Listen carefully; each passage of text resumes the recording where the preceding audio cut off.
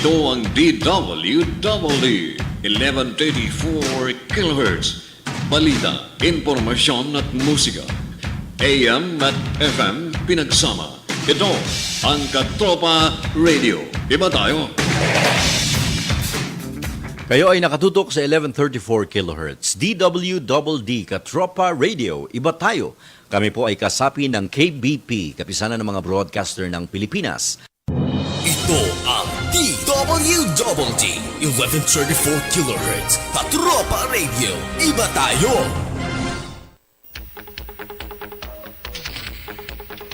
Sa pagsapit ng ganito, sa himpilang ito, nakatutok at aalingaw-ngaw ang Kanyon! Kanyon! Pakinggan ng mga kuro-kuro hamon sa mga pangunahing balita, tutumbukin at hihimayin ang ugat ng mga maiinit na issue. Kanyon! Kanyon! Kanyon ng komentaryo at serbisyo publiko, si Rolly Canon.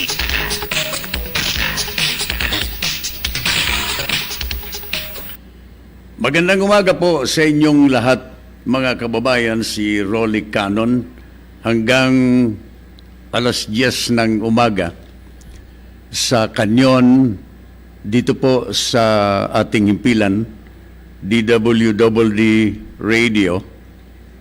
Kanina, napakalakas ng ulan sa Metro Manila. Lahat yatang eskwelahan, mga local government units ay nagdesisyon na walang klase ang lahat ng level ng grado ng mga estudyante dito sa ating Kalakhang, Maynila, no? Halos lahat ng mga opisyal ng local government units ay nagsuspend ng kanilang mga klase. Gawa po ng ulan, kanina napakalakas na buhos ng ulan, mga halos magdamag, no? At sobrang lakas, mga alas 4 ng madaling araw hanggang kaninang mga alas 6 ng madaling araw, no?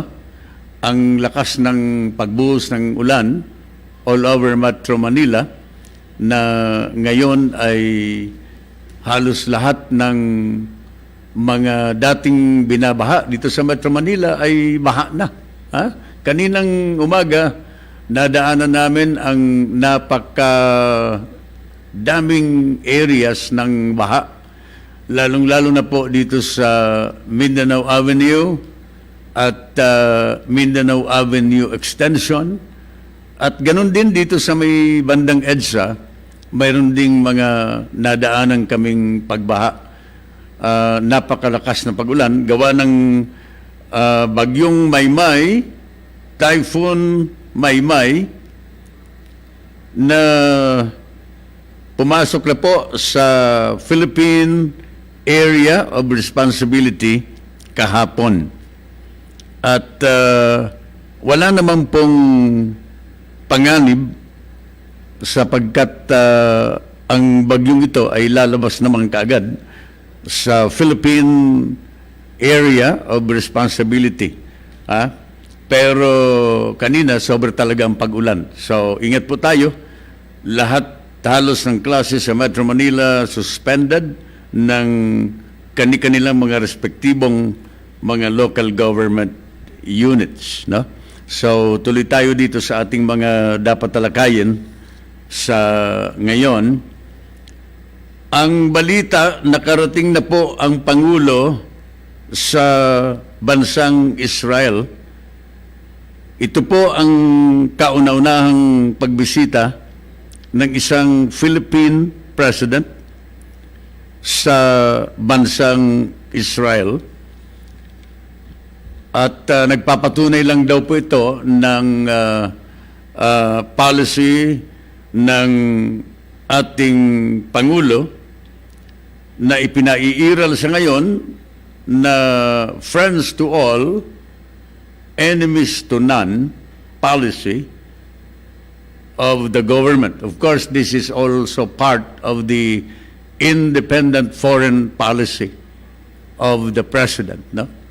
So, very historic itong pagbisita ng Pangulo, of course, with some cabinet officials joining him.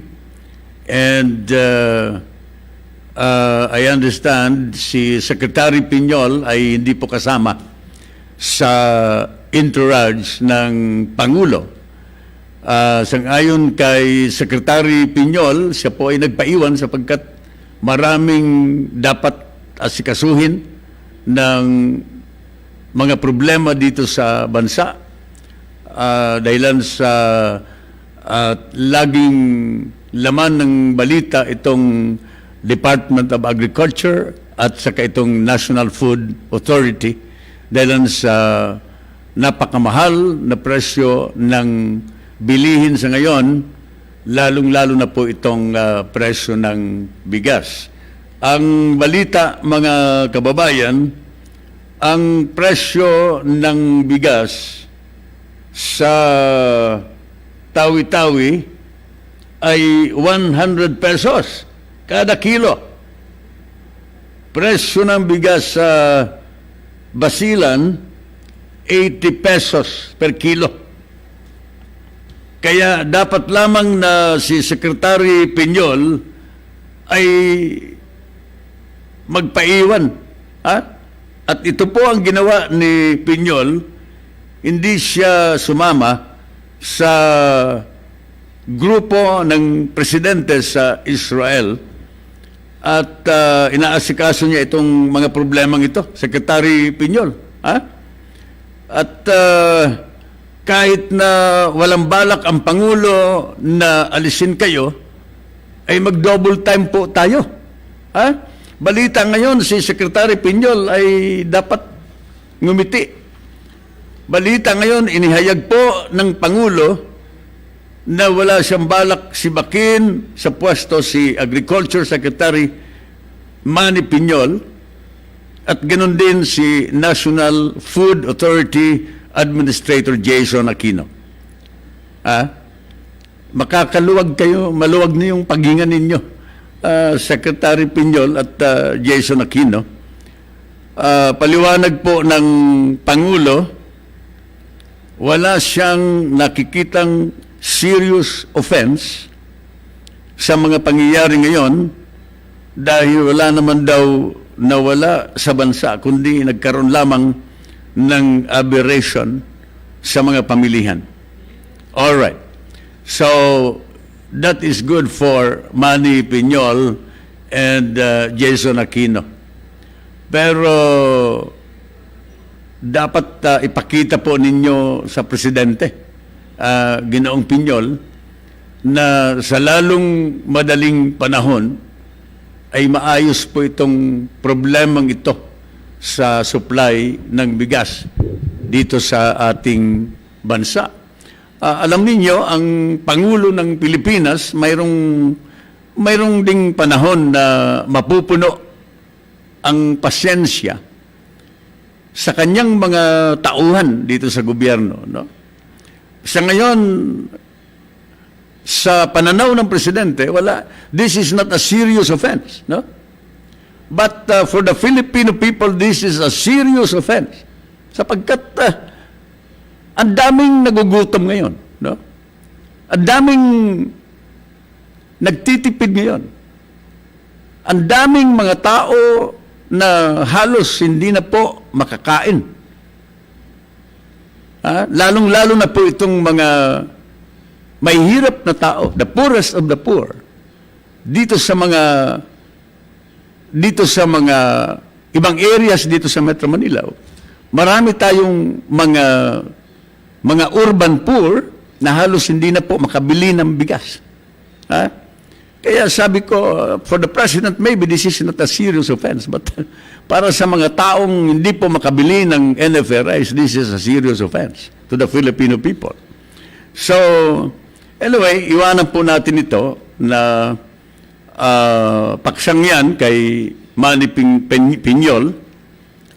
Bago po umalis ang presidente patungong Israel, nagkaroon po siya ng press briefing diyan sa Ninoy Aquino International Airport sa kanyang departure patungong Israel kahapon, no? Sang-ayon sa Pangulo na dapat ang mga traders ay huwag mag-hoard ng bigas, no? The President warned rice traders that he would not hesitate to order the military and the police to conduct raids on warehouses as part of the emergency measures to address the rice shortage in the country, especially in Metro Manila and some parts of Mindanao. Katulad nga po ng nasabi ko sa inyo kanina, napabalita na sa Basilan ang presyo ng bigas ay 100. 80 pesos per kilo. In Tawi-Tawi, 100 pesos per kilo. So, ang tingin ng Pangulo, maraming mga traders ang nagtatago ng bigas. Maraming nagsasabi that we do not have a shortage of rice. But we have a shortage of cheaper rice. We have a shortage of NFA rice, but we do not have a shortage of rice. In totality, no? Marami naman po, lalong-lalo na ngayon mag-aanihan na po. And it is expected that this will stabilize the prices of rice, especially commercial rice in the country. So, ito po ang warning ng Pangulo bago siya umalis patungong Israel. I think the President should now be true to his warning na dapat talaga i-parade na kung mayroon sa nalalaman sapagkat in the past statements of the President, sabi niya, kilala niya ang mga traders nito.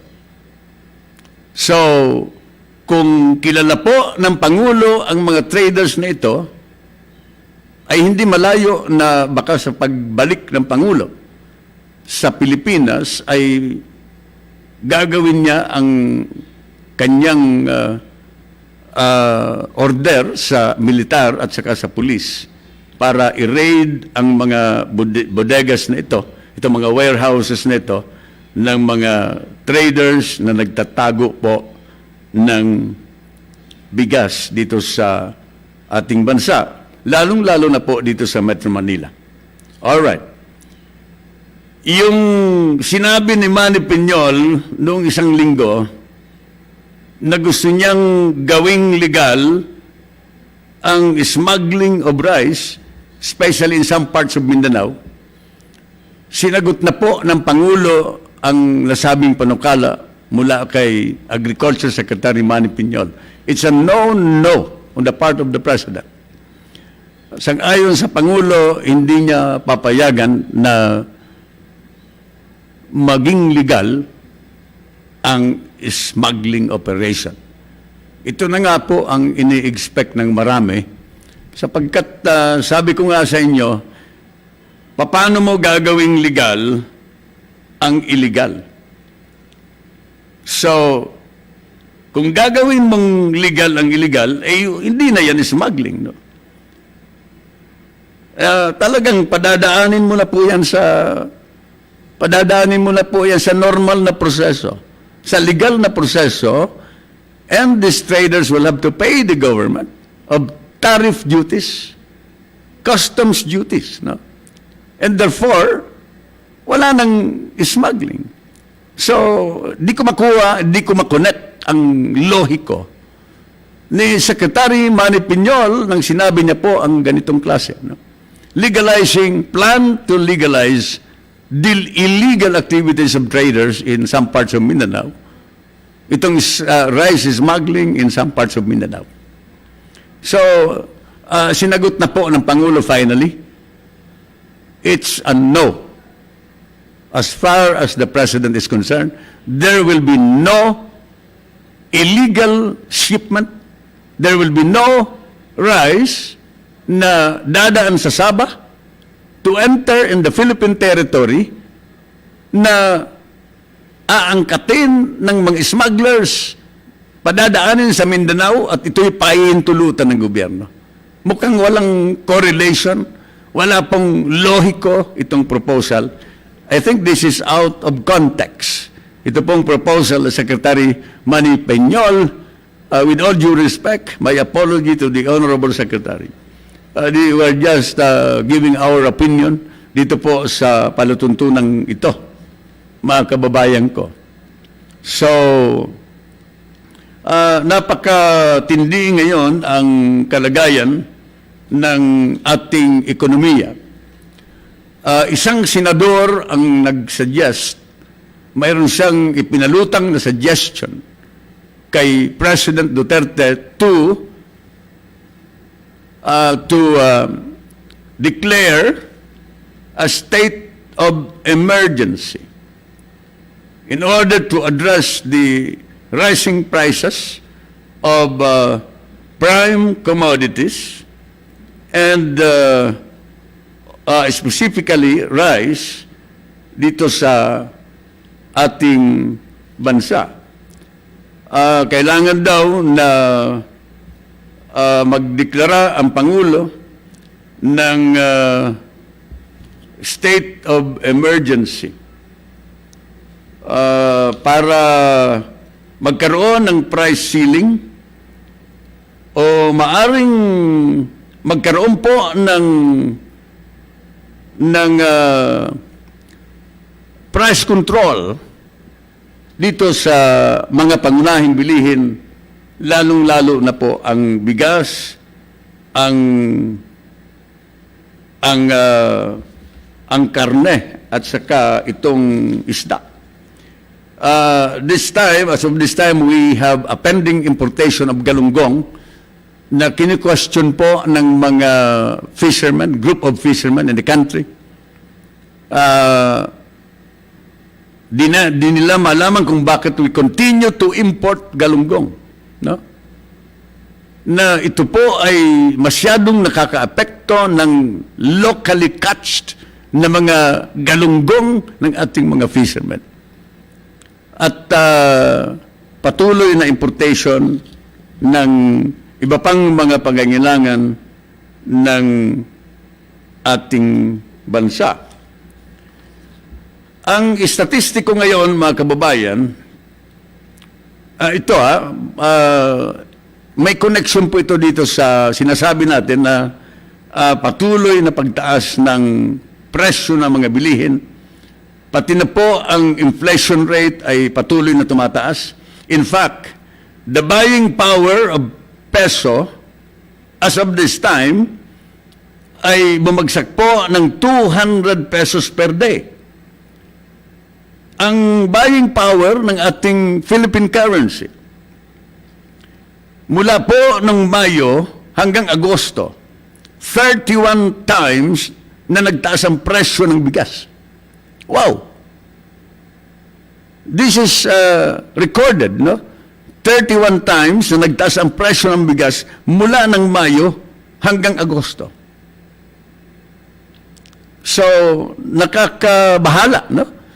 Ang presyo ng gasolina, crude, petroleum products, ay tuloy din ang pagtaas. In fact, this week, most probably by tomorrow, magtataas po ng presyo ng gasolina, lalong-lalo na po sa crudo. I think for gasoline, within this week ay 90 centavos to 1 peso.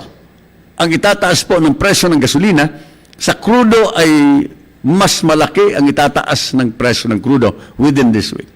So, mantakin po ninyo ito. Patuloy na pagtaas ng presyo ng bigas, patuloy na pagtaas ng inflation rate na pumapalo na po ngayon ng 5.8. Some economic monitoring teams are saying na pumalo na po noong buwan ng Agosto ang inflation rate sa 6%. Anong ibig sabihin po na yan? Na kapag mataas ang inflation rate, mataas po ang presyo ng mga bilihin. Ganun kasimple po yan. All right. So, hindi ko alam kung saan tutungo ang ating bansa. In fact, last week, nabasa ko sa isang periodiko that Senator Lacson is proposing to the President that the President concentrate on the economic situation of the country and leave the other problems of the country, just like the war on drugs and the peace and order situation, leave it to the Philippine National Police. Nabasa ko yan, that was, I think, the suggestion of Senator Lacson to the President. Suggestion lang naman yan ni Senator Lacson, mga kababayan. But, of course, the final decision will come from the President. Maaring hindi niya maiwanan ang kanyang pinaka number one na pangako sa bayan na aayusin niya ang ating bansa at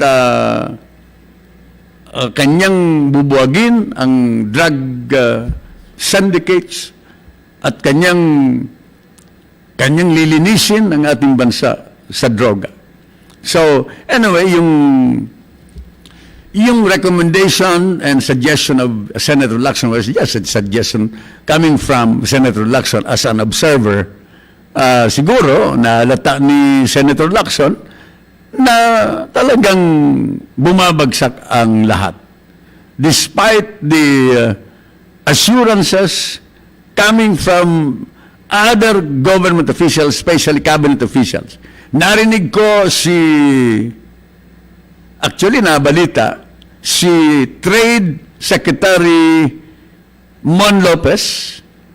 Sabi ni Mon Lopez ng Trade, huwag tayo mag-alala sapagkat ang presyo ng mga bilihin ay stable. Ay umiinom ako ng kape. Kamuntik nang mabitawan kong isang tasang kape nang nabasa ko sa balita ang sinabi ni Trade Secretary Mon Lopez na ang presyo daw ng mga bilihin sa ating bansa ay stable. Stable. Matatag. Gusto ko pong tanungin ang ating mga mamamayang Pilipino, yung mga nakatutok sa radyo sa 1134 and dito sa Facebook Live, sa virtual TV ng aming impilan, na ipaabot po ninyo sa amin kung naniniwala kayo kay Mon Lopez, Secretary of Trade, sa kanyang sinabi that the prices of all commodities in the country, especially in Metro Manila, ay stable. Presyo ng mga bilihin, stable.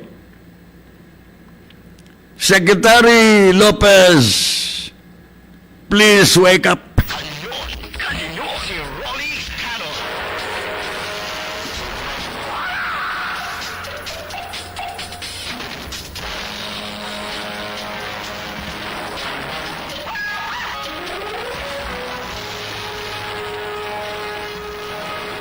Magising po tayo sa mahimbing na pagkakatulog. Honorable Secretary Lopez of the Department of Trade. Mamalingki po tayo. Sasamahan ko po kayo, Mr. Secretary. I am willing to join you to buy the basic necessities. I am willing to shell out a certain amount of money from my own pocket. And let us see kung talagang stable ang prices. Nako, kamuntik nang mabitawan ko yung tasa ng kape. Nang sinabi ni Secretary Lopez, stable ang presyo ng mga bilihin. Napakiusapan daw kasi ng Department of Trade ang lahat ng mga manufacturers na wag magtaas ng presyo until December. Napakiusapan daw nila. Mr. Secretary Lopez, bago ninyo napakiusapan, itinodo na nila ang kanilang presyo. Preempted na ang presyo until December. At saka, Mr. Secretary Lopez of the Department of Trade, with all due respect, ang presyo ngayon na bare month na, ay hindi po natin mapipigilan yan because of the law of demand and supply. Lalakas ang demand ng lahat ng delata, yung mga spaghetti, lahat halos, gatas, etc. Lalakas ang demand ngayong bare month. And I do not think that the Department of Trade can control the prices. Kaya sabi ko nga, alam mo, let us just be honest to the consuming public, Mr. Secretary. No? Sabi ko nga, nire-respeto po natin ito, mga public officials natin, si Manny Piñol, si Secretary Lopez, nire-respeto po natin yan. But please, wake up. Sabi ko nga sa inyo, ay, Diyos ko po, saan kaya kinuha ni Secretary Lopez ang sinasabi niya na ang presyo ng mga bilihin sa Pilipinas, lalong-lalo na dito sa Metro Manila, ay stable until now?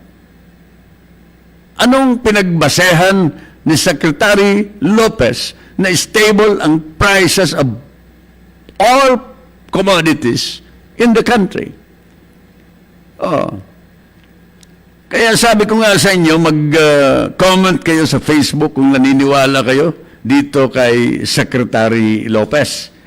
Stable daw ang presyo ng mga bilihin.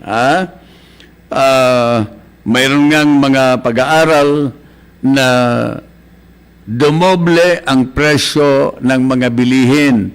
And every day, nararamdaman po natin ang patuloy na pagtaas ng presyo ng mga bilihin. Ang daming factors po nito. Yung kanilang mga sinasabi na dala ng impact ng implementation of the train law, nandiyan din ang patuloy na fluctuation ng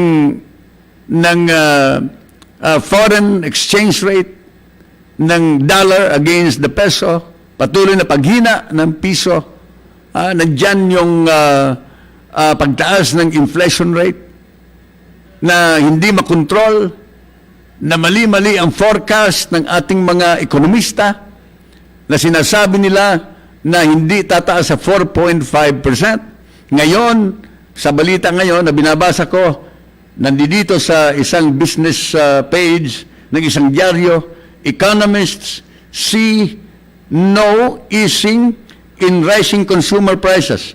August inflation likely rose to 6%. Tingnan po ninyo. Ang exchange rate ngayon, as of this day, peso against the dollar, 53.475, Philippine currency against the dollar. Napakabagsak po ng piso na ito po ay dapat i-address ng ating mga economic managers. Sina Sunny Dominguez, sina NEDA Secretary Pernia, of course, in coordination with the officials of the Bangko Sentral ng Pilipinas, the Budget Secretary, the Trade Secretary. Kailangan siguro magkumpul-kumpul kayo, mag-meeting-meeting kayo over a cup of coffee. What to do with the rising cost of commodities, sapagkat kailangan ninyong obligasyon po ninyo tulungan ang presidente.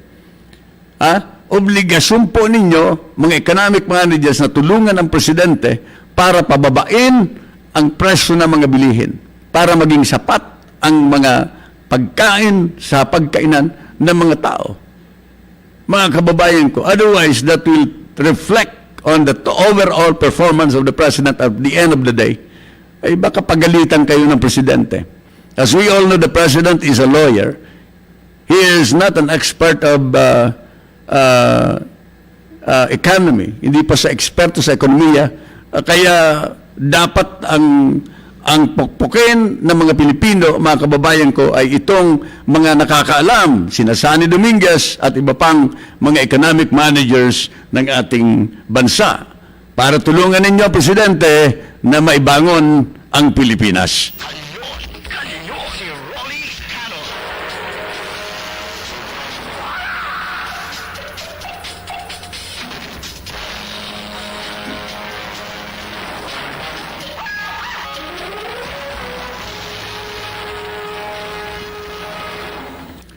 Tuloy po ang Kanyon kasama si Rolly Canon dito sa himpilang DWDD hanggang alas 10 ng umaga.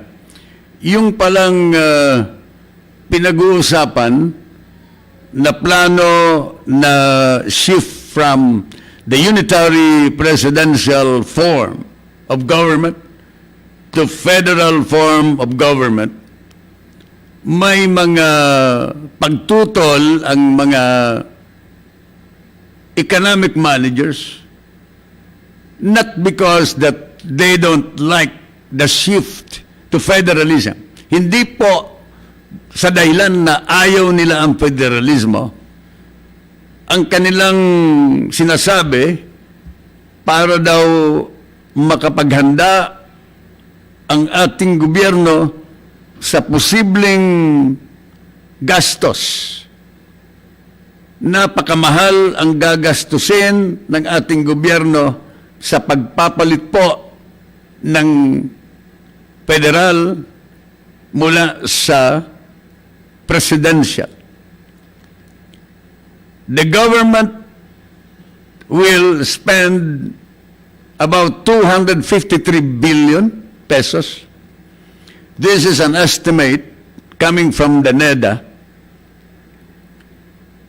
different from the estimate from the consultative committee created by the President, na siyang bumalangkas ng Constitution, yung Federal Constitution, na ang forecast nila that the government will only spend about 13.54 billion. On the other hand, today, sa mga balita, mayroon ding ang tagapagsalita po ng DILG, si Ginoong Malaya, ay mayroon din silang sariling figure that the government will spend about 20 billion. Magkaiba po ang mga computation ng kanilang mga sinasabi tungkol sa government expenditures per year sa loob po ng transition. Na ang estimate po ni Secretary Pernia, it will take about 15 years transition bago tayo ma-normalize ang pag-adapt ng ating mga tao, ng ating bureaucracy dito po sa federal na forma ng ating gobyerno. No? Alam po ninyo, the NEDA is recommending 15 years for the implementation of the federal form of government. Isang ayon sa marami, masyado naman anyang napakatagal, ang 15 taon. Alam niyo, ako, parang realistic itong NEDA. No? The NEDA said it should be carried out in 5 phases over a 15-year period in order to prevent disruption in the country's economic growth. All right. Para wala daw po na disruption at walang mga unemployment, walang mga retrenchment, walang masyadong damage on the part of the rating status of the country as far as the international rating companies are concerned, it should be taken slowly by 5 phases and for a period of 15 years. This was the recommendation of the NEDA for the implementation of the federal form of government to be carried out within 15 years in order to prevent disruption in the country's economic growth. All right. Ang transition could cost the government, according to the NEDA, 243.5 billion pesos every year. Take note, ladies and gentlemen, the forecast of the NEDA in the implementation of the federal form of government will take the government to spend about 243.5 billion per year. And the suggestion of the NEDA is for a period of 15 years. I-multiply po natin ang 243.5 billion times 15 years. Ilang trillion po yan? Napakagastos pala. Kaya, hinay-hinay tayo, no? Hindi naman tayo kumukunta dito sapagkat nakikita ng Presidente that federal form of government is one of the solutions ng kaguluhan at ng kahirapan ng tao, no? Eventually, the President sees that the implementation of the federal form of government will be the solution para ma-distribute ang power and wealth of the country. The distribution of power and wealth in the country. Decentralization. So, ito po ang nakikita ng Presidente, but ako humahanga kina Pernia, no? For being very vocal dito po sa kanilang mga forecast nito. I think they have to, kailangan nilang purihin, no?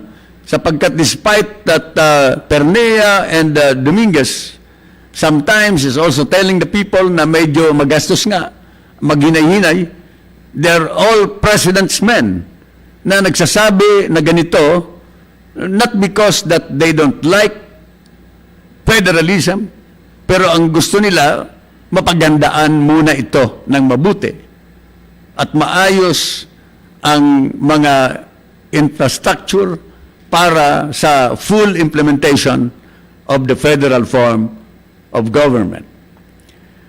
Yan, the transition from presidential to federal could cost the government 243.5 billion every year due to the implementation of the proposed equalization fund.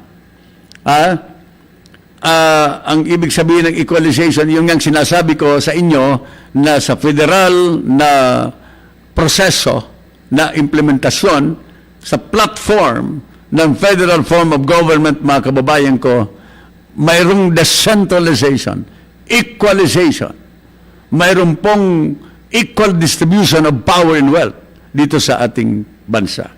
So, yun po ang ibig sabihin yun. Ang ating country's deficit ngayon is now ballooning to about 6.4% ng ating GDP. Mayroon tayong deficit ng budget ngayon, mga kababayan ko. And I think the total foreign debt of the country is more than 7 trillion. Kanyon si Rolly Canon. Alright, so 7 trillion po ang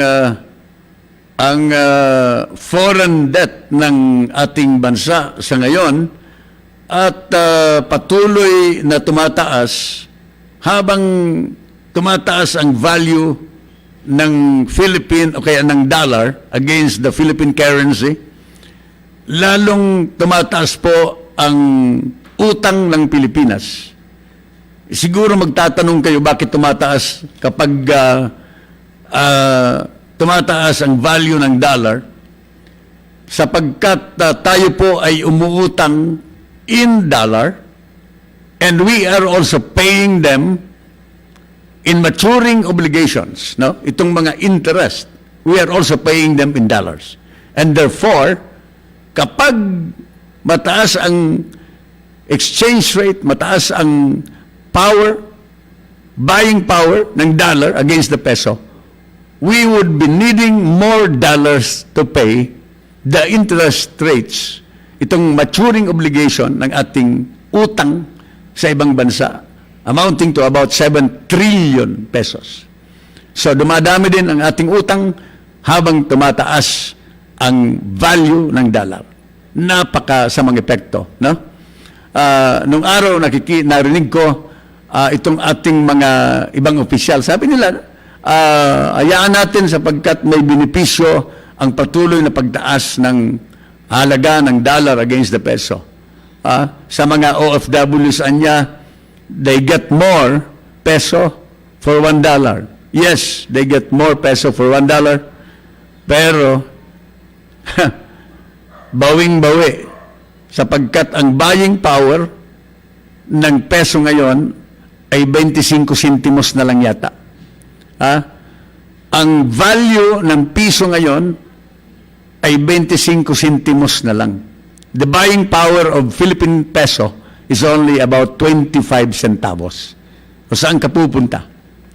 Mga kababayan, ang Kanyon ay magpapatuloy hanggang alas 10 ng umaga.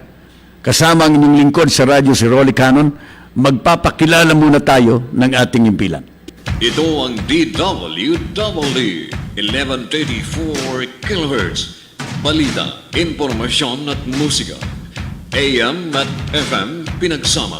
Ito ang Katropa Radio. Iba tayo. Kayo ay nakatutok sa 1134 kHz. DWDD Katropa Radio. Iba tayo. Kami po ay kasapi ng KBP, Kapisanan ng mga Broadcaster ng Pilipinas.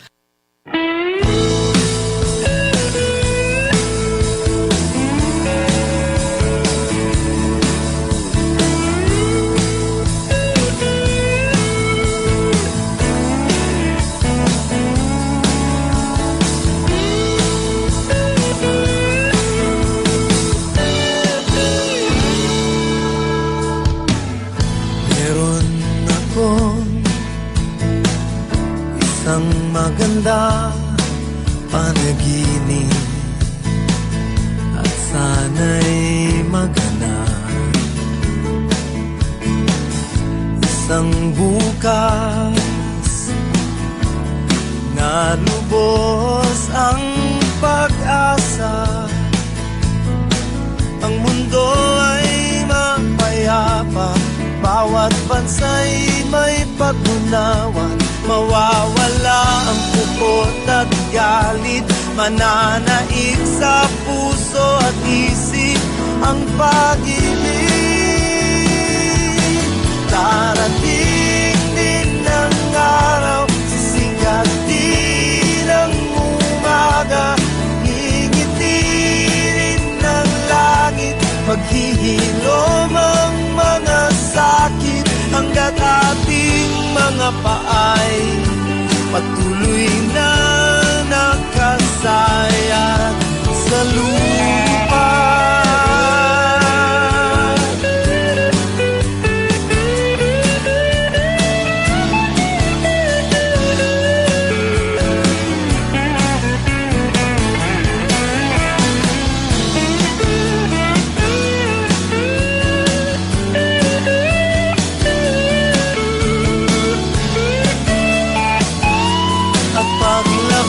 Mo sa kalsada ay ngiti ang iyong mawawalang puot at galit. Mananaig sa puso at isip ang pag-ibig.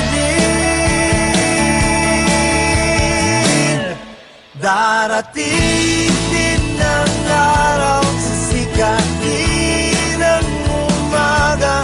Ngingitirin ng langit, maghihilom ang mga sakit. Darating din ang araw, sisikatin ang umaga. Ngingitirin ng langit, mawawalang puot at galit. Darating din ang araw, sisikatin ang umaga. Ngingitirin ng langit, mananaig ang pag-ibig. Hanggat ating mga paay patuloy na nakasayang sa lupa.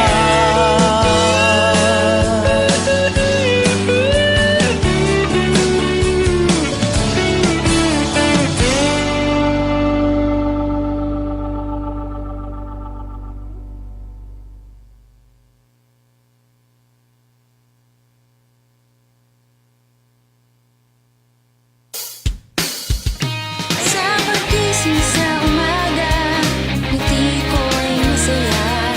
Narinig sa radyo, boses ng katropa mo. Iba't ibang uri ng kwento, mapapakinggan dito. Sa Luzon, Visayas at Mindanao, pati sa buong mundo. Makinig na sa katropa, dito di ka mag-iisa. Makisaya, makibalita, makiawit sa musika.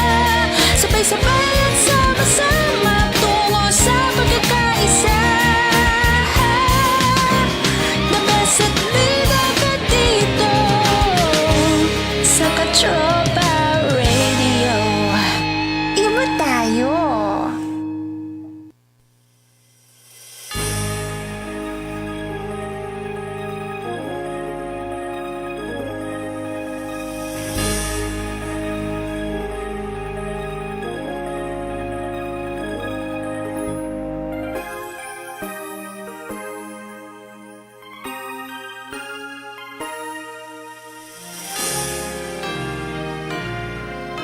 Sa puso't diwa mo, saan mang sulok ng mundo, taglay mo ang pangarap ng isang Pilipino. Maging sino ka man, sarili laging laan. Maging buhay itataya sa lupang kinagisnan. Batid ng iyong lahi, mayroong isang katulad mo.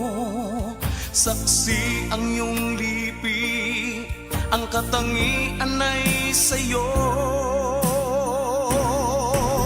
Bayani, namumukod at katangi-tangi. Bayani, kayamanan ka ng iyong lahi. Ikaw ang aming tanglaw, aming gabay. Oh, bayani, katuparan ng aming mga pangarap.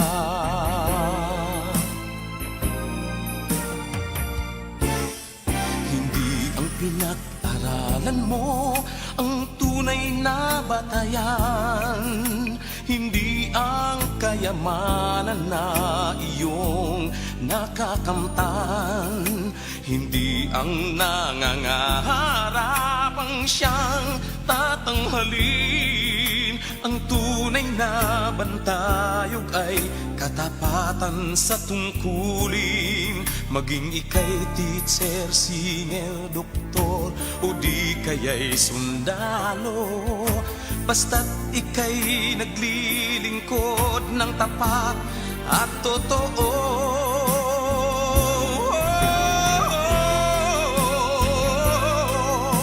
Namumukod at katangi-tangi. Bayani, Kayamanan ka ng iyong lahi, ikaw ang aming tanglaw, aming gabay. Oh, bayani, katuparan ng aming mga pangarap.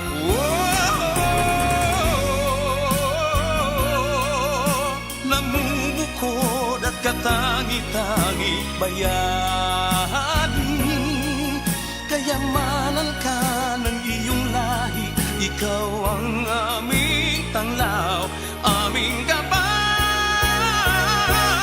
Oh, bayani, oh, bayani, aming bayani, ang bayani ay ikaw.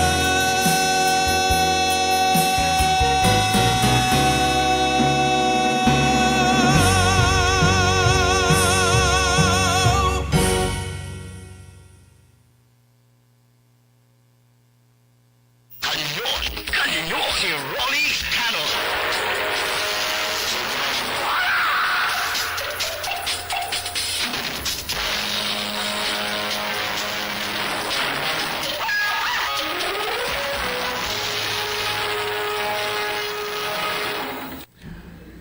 Tuloy po ang Kanyon kasama si Rolly Canon.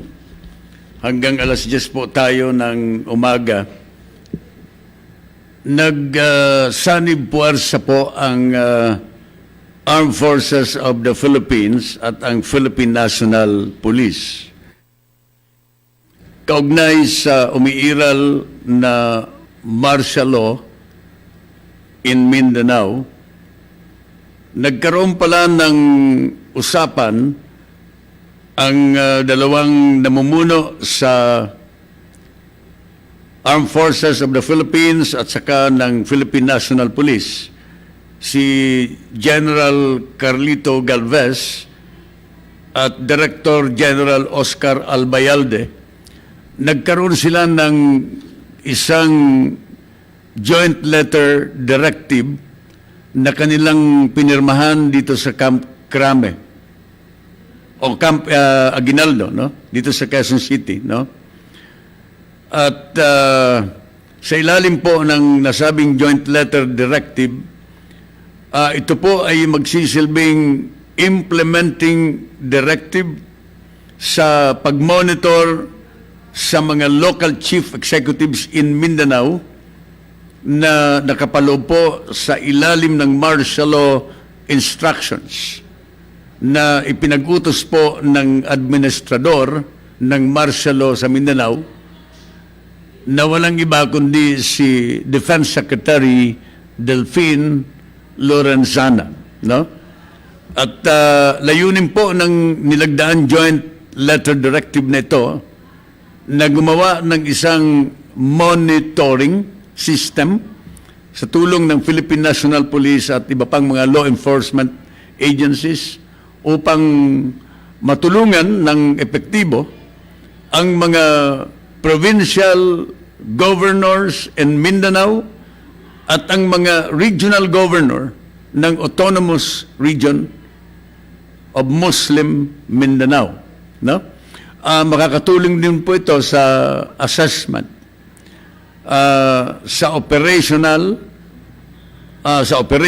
ng mga local government units, mga komite at ang kanilang partisipasyon sa mga lokal na opisyal sa lahat ng proyekto nito. So this is a very good move coming from the two leaders of the uniformed men in the country.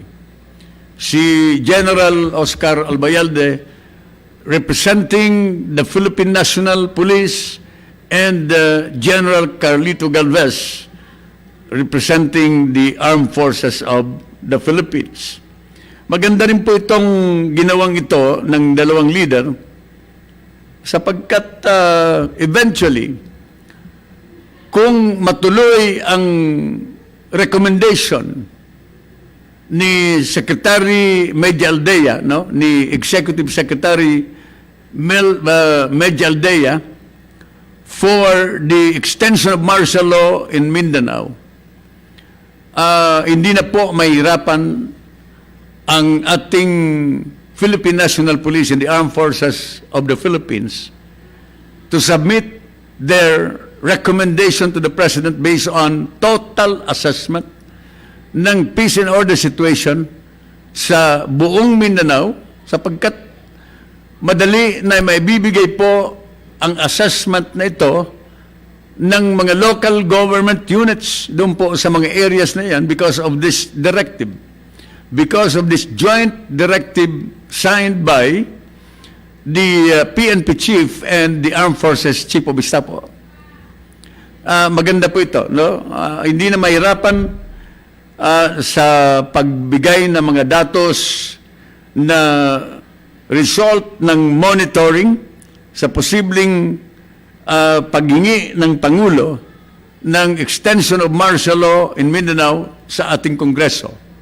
Mga kababayan ko, sapagkat alam po ninyo, sa ngayon, ang dami na naman na mga nangyayaring pagbobomba doon sa Sultan Kudarat. Mayroon na naman panibagong nangyaring pagsabog na nangyari din doon at mayroon na namang mga casualties. Mayroon din nangyaring pagsabog sa Masbate. At hindi natin alam kung saan pa ang maraming mga posibleng mangyari ang ganitong klaseng karahasan sa iba-ibang dako ng ating bansa. It is not only in Mindanao, it is not only in Sultan Kudarat, but also now in Masbate.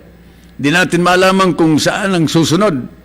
I just hope na wala na mangyaring ganon, but just in case na mayroon na namang mga pagsabog, mga kababayan, lalong-lalo na po sa Mindanao, itong ginawa ng Armed Forces of the Philippines and the Philippine National Police na ugnayan, dahilan sa umiiral na martial law in Mindanao, mas madali po na makakuha ng mga datos ang ating armed forces at ang PNP sa mga local officials na ito, sapagkat they are going to closely monitor the activities of the local government units in some parts of Mindanao, especially doon sa mga lalawigan na saklaw ng deklarasyon ng martial law.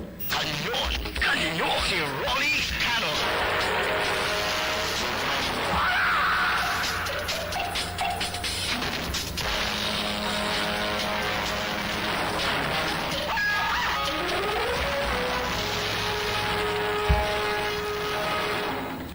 Mayroon po tayong magandang balita sa ngayon. 25 members of the NPA sa Sultan Kudarat sumuko sa militar. Kapag ganito ang balita, para sa akin, ito po ay magandang balita na nagbalik loob sa pamahalaan ang mga miyembro ng New People's Army Guerrilla Front 73 sa probinsya ng Sultan Kudarat. Ito pong balitang ito ay galing sa commander ng 1st Mechanized Infantry Brigade na si Colonel Robert Daus.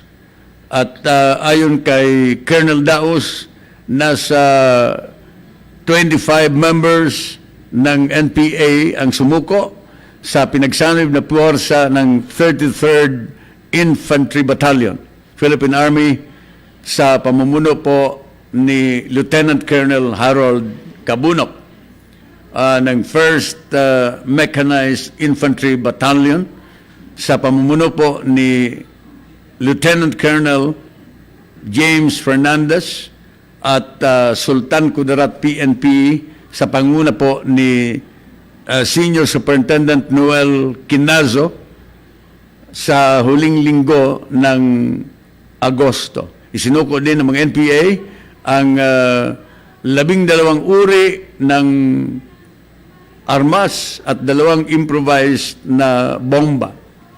ang mga nasabing NPA surrenderies na ito ay ipresenta kay Sultan Kudarat Governor Pax Mangundadato upang mabigyan ng karampatang cash assistance at livelihood package sa ilalim po ng Enhanced Comprehensive Local Integration Program.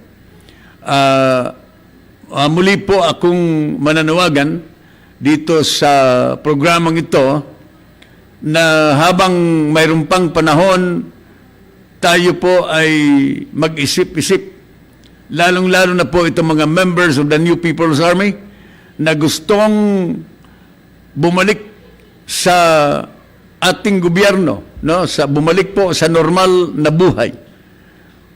Habang mayroon pa pong pagkakataon sapagkat kung naalala po ninyo, ang presidente ay nagsabi noong isang linggo na kailangan magkaroon ng intensified military offensive or military operation. Nagkaroon po siya ng panibagong kautusan sa militar na pag-ibayuhin ang operasyon ng militar laban sa NPA. At sinabi rin po ng presidente noong isang linggo na baka pagdating ng panahon ay hindi na po tatanggap ang ating gobyerno ng mga surrenderies coming from the NPA. Kaya sinasabi ko nga, habang mayroon pang panahon at habang ang ating gobyerno ay mayroon pa pong bukas na palad para tanggapin ang mga gustong sumuko sa ating gobyerno, with all the protection coming from the government, sa lahat ng mga bumabalik loob sa ating gobyerno, with all this cash assistance, livelihood assistance, and equivalent amount of money para doon sa kanilang mga armas. Sapagkat alam po ninyo, nung isang linggo, mayroon na namang mga sumuko na mga members of the NPA na ganun din ang sinasabi, na sila po ay nahihirapan na sa kanilang buhay sa kabundukan. Sila po ay hindi po satisfied sapagkat karamihan sa mga pangako ng kanilang mga opisyal ay hindi po natupad. Nung isang linggo, mayroon pong na-interview sa television na isang sumuko na NPA na kolektor ng CPP-NPA, no? Na sila po ay naghihirap habang sila po ay kumukolekta ng maraming pera. At ito po ay ino-audit sa kanila. Sila po ay naghihirap, mga kababayan ko, kaya sila po ay napilitan na sumuko sa ating gobyerno. So, sabi ko nga sa inyo, alam po ninyo, ang kaisipan ng ating Pangulo ay hindi po natin masasabi na laging nakabukas para sa mga nagbabalik loob sa ating pamahalaan. One of these days, maaring ang ating Pangulo ay magdesisyon, gawing totoo ang kanyang warning na baka pati itong mga surrenderies nito ay hindi na po tanggapin at ipag-utos sa militar na puksain ang lahat ng mga kampo ng New People's Army all over the country, lalong-lalo na po dito sa Mindanao. Kanyon, si Rolly Canon.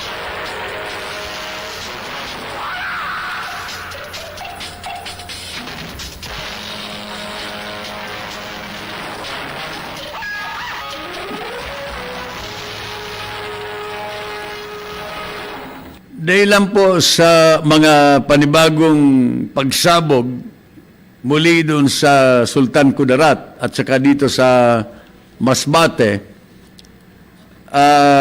In fact, sa Masbate, nabulabog ang mga residente sa isang pagsabog doon sa Masbate Port sa Masbate. nangyari ang insidente malapit po sa Coast Guard substation ng lungsod ay dahilan dito sa mga pagsabog nito, naka full alert status ang PNP Davao kasunod ng bagong pagsabog sa Sultan Kudarat. So ang PNP Davao ay naka full alert status. Itinaas ang lahat ng unit ng Philippine National Police Regional Office 11 sa full alert status. Ikinasawi po ng isang 18 taong gulang na lalaki at 14 katao matapos ang panibagong pagsabog na naganap sa Isulan, Sultan Kudarat. No? So Davao now is in full alert because of these explosions na nangyari doon sa Sultan Kudarat at saka dito sa Masbate. Alright. So, tuloy tayo sa ating mga pagtalakay ng mga balita sa oras na ito. Ang Pilipinas daw ay bibili ng mga bala at baril sa Russia. Posibleng bumili ang Pilipinas sa Russia ng mga rocket-propelled grenade o kaya itong tinatawag na RPG launcher at ammunition, kabilang ang mga special warhead para sa urban warfare. This is according to Philippine Ambassador to Russia, Carlos Sorreta, na bumalangkas at lumagda ang mga kinatawan ng dalawang bansa sa isang amendment sa kasunduan para sa procurement ng mga RPG launcher at ammunition. All right. Ito na lang ang bibilin po natin sa Russia sapagkat mukhang sumuko na po si Secretary Lorenzana. Napakamahal pala ng submarines, no? Sa Russia. Mantakin po ninyo, ang isa palang submarine sa Russia ay nagkakahalaga ng $300 to $350 million. Isang submarine, ilang milyong piso yan. Napakamahal nga talaga, no? Kaya posible po na hindi na matuloy ang balak na pagbili ng gobyerno ng submarine mula po sa Russia o kahit saan mang bansa. Sa halip ay kanina na lamang na pagtutuunan ng pansin ngayon ang pagbili ng panibagong barko sa Philippine Navy. So, instead of buying submarines na napakamahal, $350 million ang isang submarine. Mga kababayan, ang ating bansa ay bibili na lamang ng mga panggerang barko na gagamitin po ng Philippine Navy at saka itong sinasabi na maaring bilhin ng Pilipinas na mga bala at mga grenade launcher na gagamitin ng ating mga kasundaluhan at lalong-lalo na po ng Philippine Navy. So, ulitin ko, ang balak na pagbili ng submarine ni Secretary Lorenzana sa Russia ay mukhang hindi na po matutuloy. Maganda naman ito sapagkat marami nagsasabi na kapag bumili tayo ng mamahalin na mga armas na ito, lalong-lalo na ang submarine sa Russia, maaring makaapekto daw ito sa matagal ng pagkakaibigan ng Amerika at ng ating bansa. Mga kababayan ko, kaya maganda naman na umatras na si Secretary Lorenzana sa pagbili ng mga submarine dahilan sa ito'y napakamahal, no? At mariin daw na kinukundina ng Philippine National Police ang panibagong pagsabog sa Barangay Calawag 2, bayan ng Isulan, lalawigan ng Sultan Kudarat. At ayon kay PNP Chief Director General Oscar Albayalde, na nakalulungkot anya ang mga inosenteng sibilyan na nadamay sa mga pagbobombang ito, mga kababayan, doon sa Sultan Kudarat. So, ang mga pagsabog nito, ang pinaghinilaan po ay BIFF pa rin, no? Ang nasa likod ng pangalawang pagsabog nito doon sa Isulan, ito po ang pinaghihinalaan na nasa likod ng panibagong pagsabog sa Isulan sa Sultan Kudarat, no? Actually, kanina, yung aking kaibigan na nauna dito sa programa ni Ingkong Nick kanina sa Pulso, kay 6th ID Commander Brigadier General Cirilito Sobihana, na wala naman daw ibang grupo na may interest na maghasik ng gulo doon sa nasabing lugar, no? Ang pagsabog sa isang internet cafe sa Isulan proper ay may 400 meters lang ang layo mula sa lugar ng unang pinangyarihan ng pagsabog doon sa Isulan sa Sultan Kudarat. At ayon nga po kanina kay General Sobihana, isang improvised explosive device na gawa po ng PVC pipe na nilagyan ng black powder at pako ang ginamit sa pagpapasabog. Improvised, no? Ito ay ginawa po lamang nila, no? Sa ngayon, isang grupo lang ang pinaghihinalaan ng militar nasa likod nito. Narito po ang mga pangalan ng mga sugatan sa kasalukuyang nasa Sultan Kudarat Provincial Hospital. Baka may kamag-anak kayo, yung mga nasa Maynila na nakikinig dito sa himpilan ng radyo namin.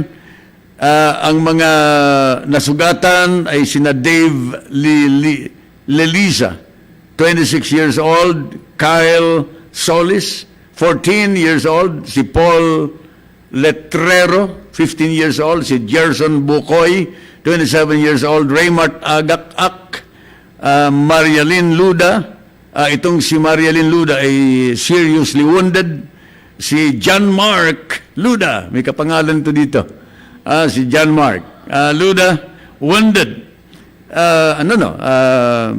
dead on arrival pala si John Mark Luda sa Holy Nasami Hospital. Si Ivan Letrero, seriously wounded. Si Roy John Kinaso ay ganun din, no? So, okay. Ito po ang mga, mayroon pa.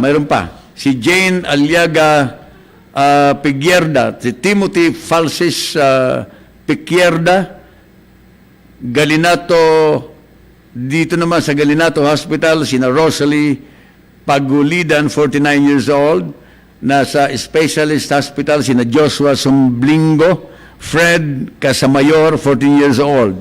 Alright. So, yun po ang mga pangalan ng mga casualties, mga sugatan at namatay doon sa pagsabog na yan.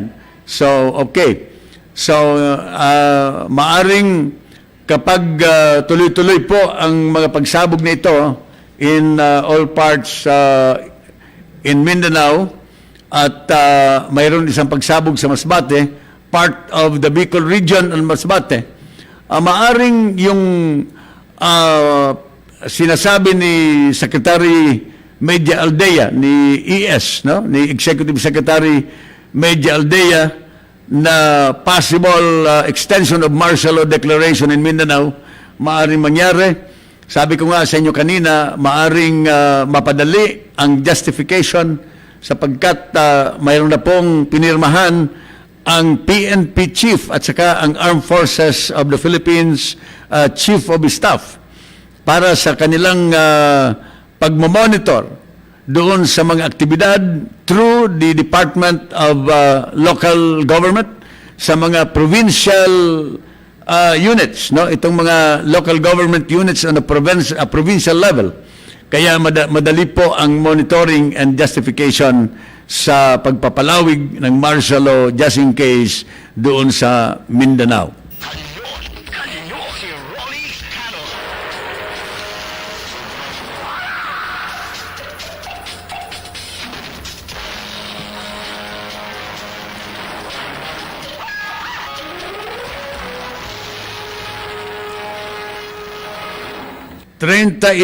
Minutos na po, 43 segundos makalipas ang alas 9 ng umaga. Let's have another station break and then I'll continue Kanyon broadcast ngayong araw ng Lunes hanggang alas 10 po tayo ng umaga. Ito ang DWDD 1134 kHz. Balita, impormasyon at musika. AM at FM pinagsama. Ito ang Katropa Radio. Iba tayo.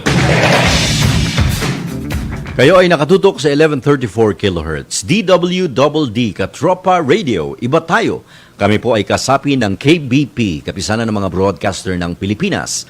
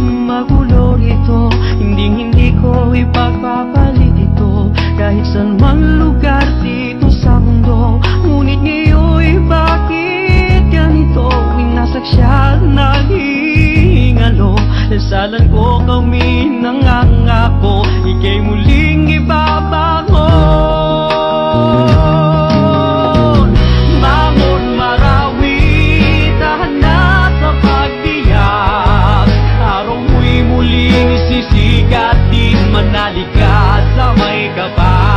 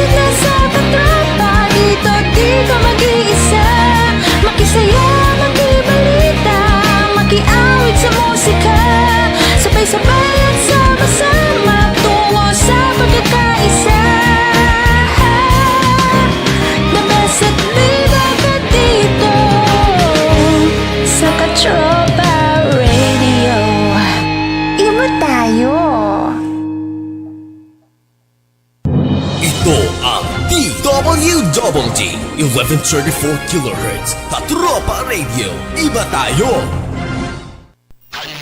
Kanyon, si Rolly Canon.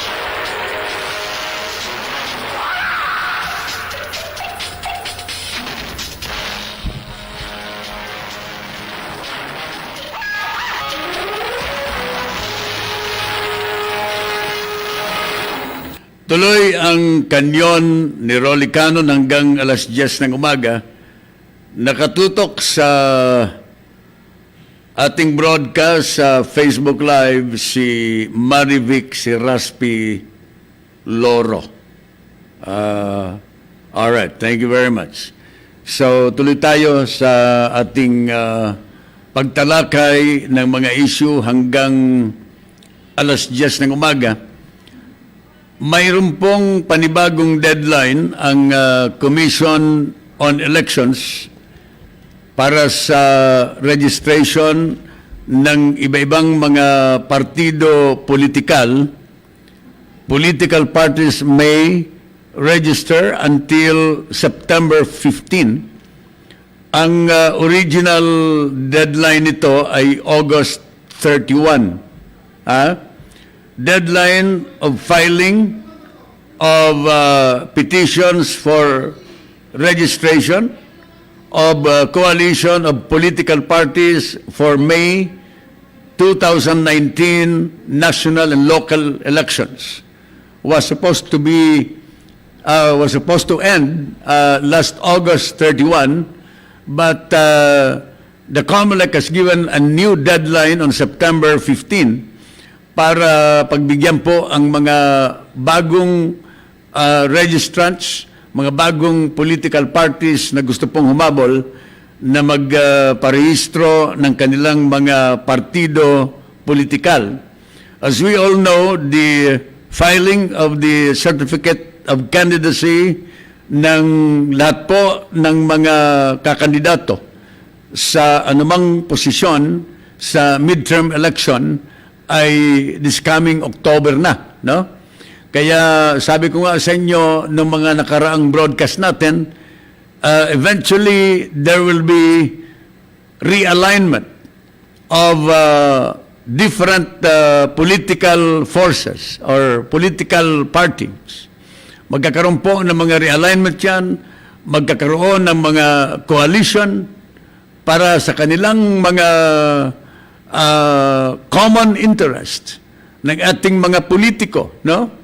Sabi ko nga sa inyo nung mga nakaraang broadcast, sa ngayon ay dumadami ang mga politiko at mga political parties, mga major political parties joining the local party or the regional party organized by the presidential daughter, no? Itong hukpong sa pagbabago na inorganize po ni Mayor Sara Duterte.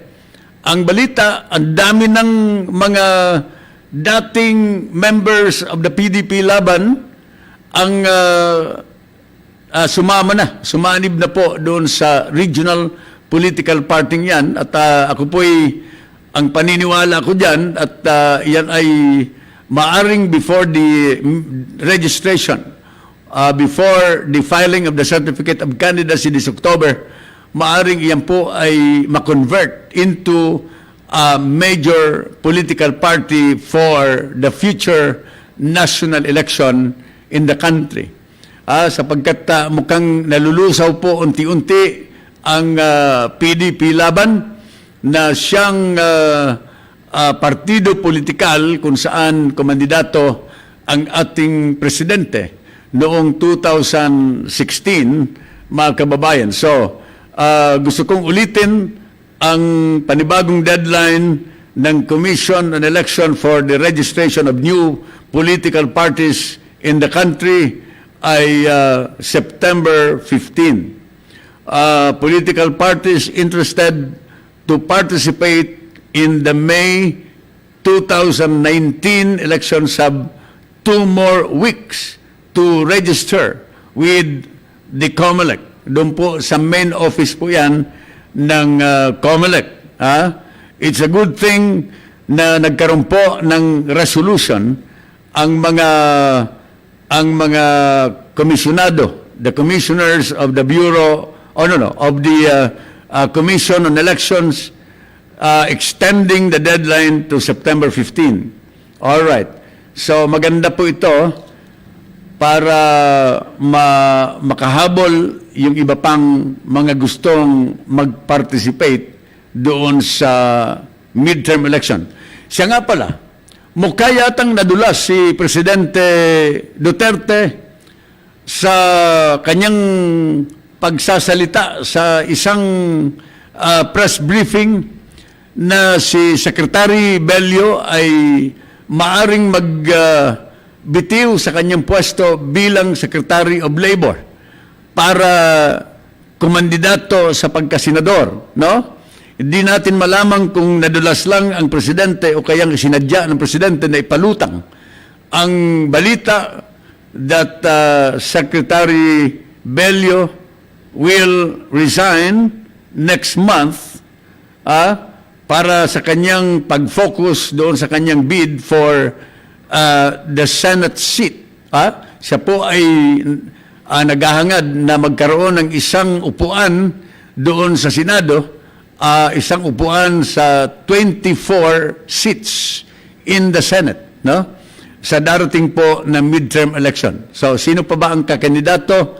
Marami na, at least naunahan na ni Presidente ang kanyang pagpapalutang ng balita that Secretary Bello eventually will resign next month to prepare for his candidacy bilang kandidato sa pagkasenador sa 2019.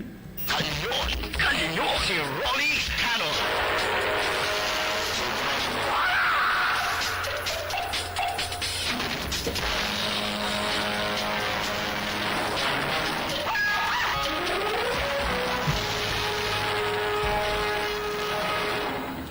Mukha pong normal na ang sitwasyon doon sa Korte Suprema sa isang flag raising ceremony. Lahat halos ng mga empleyado ng Korte Suprema ay nakasuot po ng color blue na indikasyon na ito po ay pagbabalik sa normalcy. O kaya normal na ang kalakaran, ang atmosphere diyan sa Korte Suprema with the recent appointment and takeover as Chief Justice ni kasalukuyan Chief Justice Teresita Leonardo de Castro, no? Nalala ninyo mga kababayan, sa lahat ng mga flag raising ceremonies before, noong ang nakaupo pa na Chief Justice ay si Sereno, halos lahat po na suot ng mga officials, mga court officials and employees ay nakakulay pula. Simbolo ng galit at protesta kay dating Chief Justice Sereno. Sa ngayon po ay naka-blue na sila, no? Indikasyon na normal ang atmosphere yan sa Korte Suprema. Incidentally, may mga balita na itong si Senior Associate Justice Carpio ay tatanggapin na ang automatic nomination sa kanya bilang kandidato, bilang isa sa mga pagpipilian sa pagka-Chief Justice sa pagre-retire ni kasalukuyan Chief Justice de Castro, no? Alam niyo ang termino ni de Castro ay less than 2 months at in October pipili na naman itong Judicial and Bar Council ng mga nominees, ng mga shortlist nila para i-recommend sa Presidente para pagpilian na susunod na Chief Justice kay De Castro. So, napaka-iksi ng termino ni De Castro. Marami nagsasabi na bayad utang daw ito ng Pangulo, pero ito naman ay pinabubulaanan ng Pangulo at ito daw po ay base sa merito at base sa kaugalian na pagpili ng Chief Justice dito sa Korte Suprema according to seniority. Kanyo, si Rolly Canon.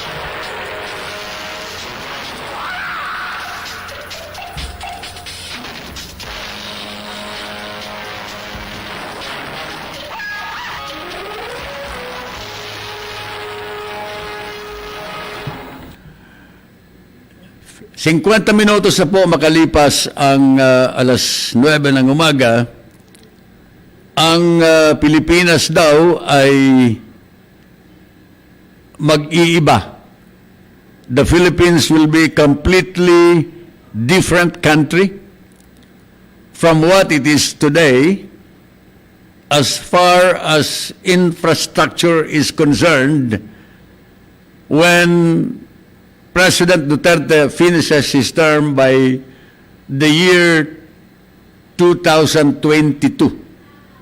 Ito po ang pagtiyak ni Secretary Villar na magiging iba ang dating, iba ang itsura ng ating bansa kapag nakumpleto po itong mga quality projects under the build projects of the President, amounting to about 800 billion worth of projects, no? At ito po ay pinasisimulan na ngayon ni Public Works Secretary Mark Villar na sinasabi niya na itong programang ito is on track. Ang ibig sabihin ay nakasalang na po ito at ang mga Pilipino ay pwedeng mag-expect na ito po ay maranasan nila by next year, halfway into the current administration term. And hopefully, according to Secretary Villar, ito po ay matatapos by the end or before the end of the term of the President in 2022. And to quote Secretary Villar, itong sinasabi niya, the first 2 years, we invested an amount of time in planning, doing feasibility study, detailed engineering. We're finishing and we're starting projects this year, and in the next year, we'll feel even more the build program.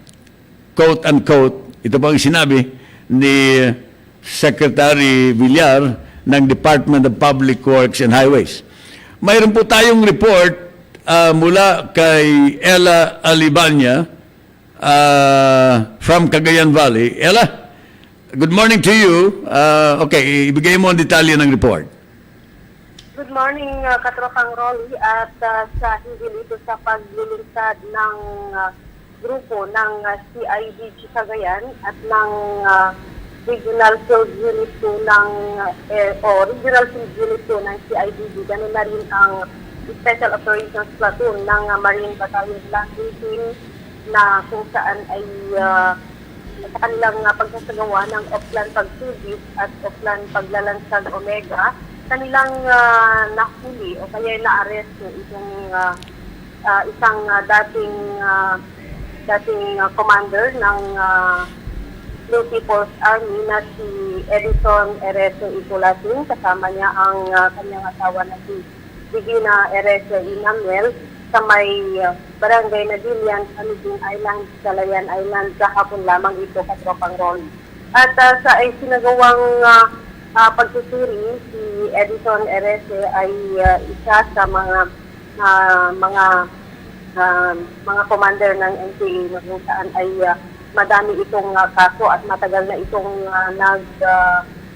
tatago sa batad. At sa kanilang pagkakahuli, isang caliber 45 pistol at isang granada ang kanilang nakumpista sa pag-iingat ng mag-asawa, at gano'n na rin kung saan ay may nasilipin kay Divina Erese na isang caliber 45 pistol at isang piece o isang piraso ng hand grenade. At ang mag-asawang ito ay matagal nang, gaya ng sinasabi natin kanina, Katropang Rory, matagal nang pinaghahanap o kaya nagtatago sa ilalim ng batas itong mga mag-asawa. At noong actually, Katropang Rory, itong si Edison Ereste, hindi lang siya yung sumapi sa sulusan ng multiple kundi magkakapatid ang mga ito. Ngunit itong dalawa na kapatid dito, isang babae at isang lalaki ay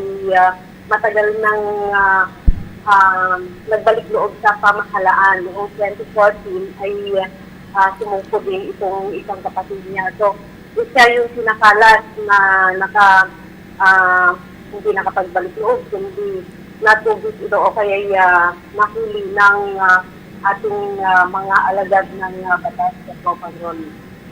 At sa iba pa nating balita, Katropang Rory, kaya sinigil din ito sa inilunsad sa makailan na isang video na Kasbu Bayanika. At sa ating pag-monitor, nakaabot na ito ng 28,000 views mula sa mga social media users at meron na rin 267,000 na reach at ganoon na rin na may nag-react na 10,842 at nag-comment ng 458 at nag-share ng social media users na 2,567. So, itong Kasbu Bayani sa Katropang Rory to give the background sa mga tagapasunod natin. Last week ay inilunsad ng First Civil Relations Group ng Civil Relations Service Services of the Philippines kasama ang 77th Infantry Battalion ng 5th Infantry Division Philippine Army na pinunang ni Major General Protector Hernandez Jr. ang commander ng 5th Infantry Division Philippine Army sa mamagitan na rin ni Lieutenant Colonel Sandor Arbayon.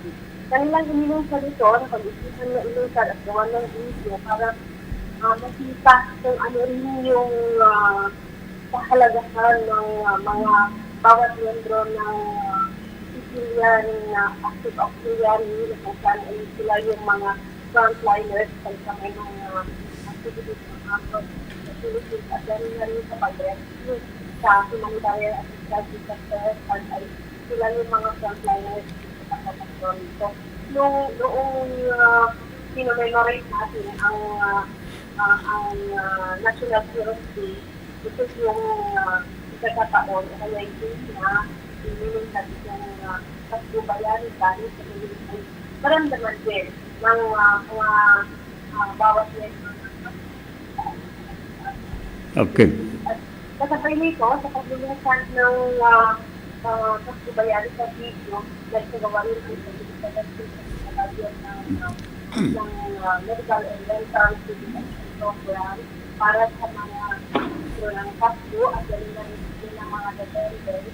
So, sa gayon ay ito rin yung Kasbu na kapagkakaman sa mga bawat video ng Okay. Ella? Yes, Ronnie, at meron nga mga piso na dito sa lalawigan ng Cagayan para sa ating programang kanyon. Ang yung pagkakagulat ko ng pang-ela ay tayo makagay. Thank you very much, Ella Alibania from Cagayan Valley sa kanyang report, no? Alright, tuloy tayo dito sa ating palatuntunang kanyon hanggang alas 10 po tayo ng morning. At alam po ninyo, ang Senado pala ay maaring aprobahan na itong health insurance bill sa bansa. Ito ay isa sa mga isinusulong po ng Malacanang na lahat ay makinabang sa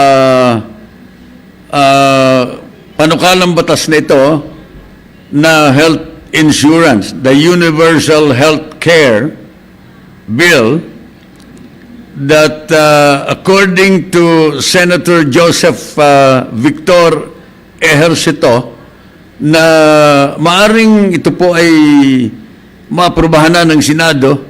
In fact, the Senate is set to approve this landmark measure that will have all Filipinos covered by free health care or free health insurance, no? At napakahalaga po ito sapagkat napakamahal ng medical expenses kapag ang isang tao po ay nagkakasakit. Napakamahal. Doctor fees pa lang, naku, Diyos ko, 700, 600 depending on the hospital, 1,000 pesos. Consultation pa lang yan, no? Yung hospital care, yung bed doon sa hospital kung nagkasakit, yung gamot. So, ito po ay maaring maaprubahan na po ito. And I think the Senate is set to approve this bill anytime, no? Si Ejerce ito mga kababayan ko, siya ang chair ng Committee on Health and Demography diyan sa Senado. Alright, pero mas maganda siguro, sana kasama dito sa panukalang batas na ito ang improvement ng mga hospital facilities, no? Including employment of experts, no? Itong mga doktor na mga eksperto, itong mga specialist in the public hospitals, no? Kahit na libre po 'yan, kailangan ang mga ospital na pag-aari ng gobyerno ay sila po ay mag-employ ng mga ekspertong doktor. Marami po ako naobserbahan in some public hospitals owned by the government, no? Ay ang mga doktor ay mga mga magdodoktor pa lang yata pero nanggagamot na o kaya mga bagong doktor. Alam po ninyo, may nakausap akong isang pasyente, hindi ko nasasabihin kung saan, ay parang pinag-aralan lang sila. Tingnan nyo. Yung isa, nagkaroon po ng prostate problem, hindi ko sasabihin kung saan, no? Dito sa Metro Manila po yan, mantakin po ninyo, yung dapat isauli, ibang koneksyon doon sa linya ng kanyang, iba yata, sa iba na connect after the operation. Yung isa, may naiwan na gamit doon sa loob ng tiyan. Ay, Diyos ko po. Kaya ito pong health insurance nito, this is a very welcome move by the government na lahat ay magiging covered ng health care dito sa ating bansa. Hindi lang po yung coverage ang pinag-uusapan dito, but probably the improvement of hospital facilities in most of the government hospitals in the country. So anyway, wala na po kaming sapat na oras para ipagpatuloy ang palatuntunang kanyon. Sa loob po ng 2 oras, harinawa kami po ay nakapagbigay ng paglilinaw sa aming paghimay ng mga controversial issues na napapanahon, lalong-lalo na po sa araw na ito. Muli po kaming magbabalik bukas alas 8 hanggang alas 10 ng umaga sa Kanyon. Bukas muli, araw ng Martes. Ito po si Rolly Canon, nagsasabing Diyos mabalo sa Indo Gabos mga tugang. Antabayanan po ang susunod na palatuntunang tropa hanggang alas 11 po yan ng umaga. Thank you sa Technical Department, sa News Department. Thank you very much. At again, I always pray for peace in the country. Ito ang DWDD 1134 kHz. Balita, impormasyon at musika. AM at FM pinagsama. Ito ang Katropa Radio. Iba tayo. Kayo ay nakatutok sa 1134 kHz. DWDD Katropa Radio. Iba tayo. Kami po ay kasapi ng KBP, Kapisanan ng mga Broadcaster ng Pilipinas.